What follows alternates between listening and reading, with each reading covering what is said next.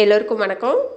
இந்த வீடியோவில் வந்து மஷ்ரூம் பால் குழம்பு ஒரு புது டிஷ் வந்து பார்க்க போகிறோம். ஆந்திரா ஸ்டைல் டிஷ் வந்து பார்க்க போகிறோம். இதுக்கு ஃபஸ்ட்டு என்ன பண்ணணும்னா, 1/2 ஸ்பூன் மிளகு,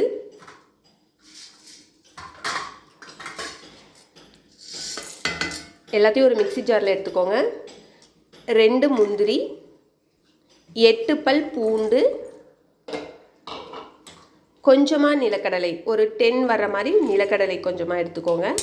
பச்சரிசியை வந்து ஒரு 1/2 hour ஊற வச்சு அதையும் கொஞ்சம் எடுத்துக்கோங்க. 2 ஸ்பூன் பச்சரிசியை ஊற வச்சு சேர்த்துக்கோங்க.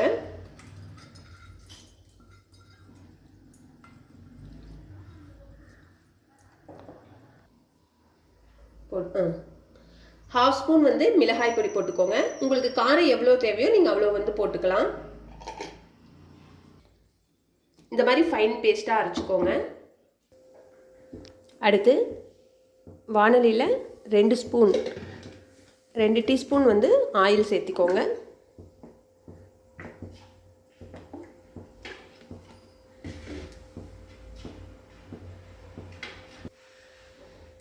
அடுத்து கொஞ்சமாக கடுகு போட்டுக்கோங்க.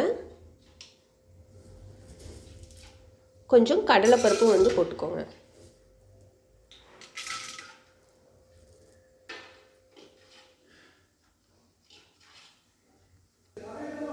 கடுகு பொரிஞ்சதுக்கப்புறமா ஒரு 6 பல் பூண்டு, பெரிய பூண்டாக இருந்துச்சுன்னா 6 பல் போதும். சின்ன பல்லாக இருந்ததுன்னா ஒரு 8 பல் வந்து பூண்டு தட்டி வச்சுட்டு அதை வந்து போட்டுருங்க. நம்ம இதுக்கு வெங்காயம் எதுவுமே யூஸ் பண்ண போகிறதில்ல. ரொம்ப ஈஸியாக வைக்க முடிகிற ஒரு குழம்பு. சாதம், சப்பாத்தி எல்லாத்துக்குமே வந்து ரொம்ப டேஸ்டியாக இருக்கும்.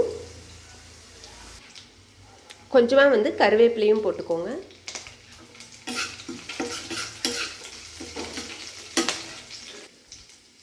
அடுத்து வந்து க்ளீன் பண்ணி வச்சுருக்கிற மஷ்ரூமை வந்து போட்டுட்டு நல்லா அது வந்து வேகிற வரைக்கும் வந்து வதக்கி விட்ருங்க. உப்பும் போட்டுக்கோங்க. மஷ்ரூம் வேகிற அளவுக்கு உப்பு போட்டுக்கோங்க. மஷ்ரூம் நல்லா வெந்துருச்சு. வந்து நல்லா கிளறி விட்டுட்டு நம்ம அரைச்சி வச்சுருக்கிற விழுதை வந்து ஊற்றிடுங்க.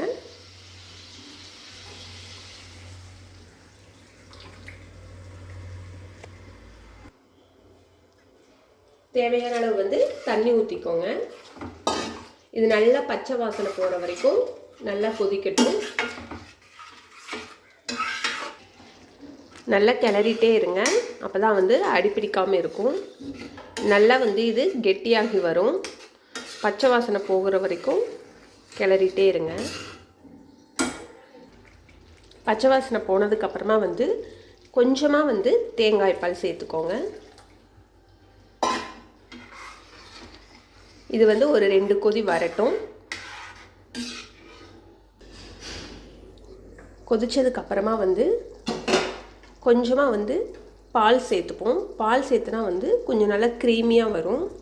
அதுக்காக கொஞ்சமாக வந்து பால் சேர்த்துக்கிறோம்.